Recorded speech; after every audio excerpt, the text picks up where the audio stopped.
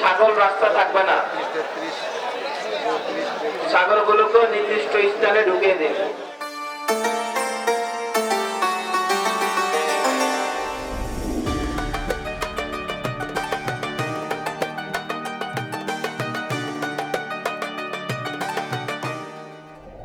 শেষ মুহূর্তে জমে উঠেছে রাজধানীর পশুর হাট। ঈদুল আজহার আর মাত্র বাকি একদিন, তাই শেষ সময়ে এসে রাজধানীর পশুর হাটগুলি এখন কানায় কানায় পূর্ণ। বিক্রেতার মুখে হাসি আর ক্রেতার মাঝে চলছে শেষ মুহূর্তের হিসাব নিকাশ। এবছর ঢাকার গাবতলী, আফতাবনগর, বছিলা, শাহজাহানপুর সহ স্থায়ী ও অস্থায়ী হাটগুলোতে পশুর সরবরাহ রয়েছে পর্যাপ্ত।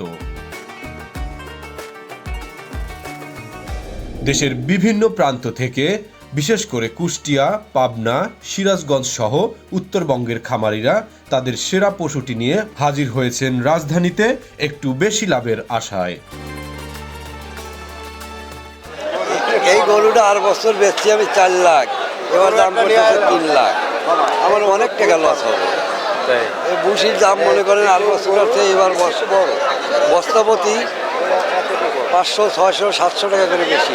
গরু হলো আমি 2টা গরু নিয়ে আসছিলাম, একটা গরু বেচলাম 3.5 লাখ, আর এই একটা গরু আছে আমার। মাঝারি ও ছোট সাইজের গরুর চাহিদা বরাবরের মতোই বেশি, তবে হাটে রাজত্ব করছে বড় বড় ও আকর্ষণীয় নামের বিভিন্ন গরু।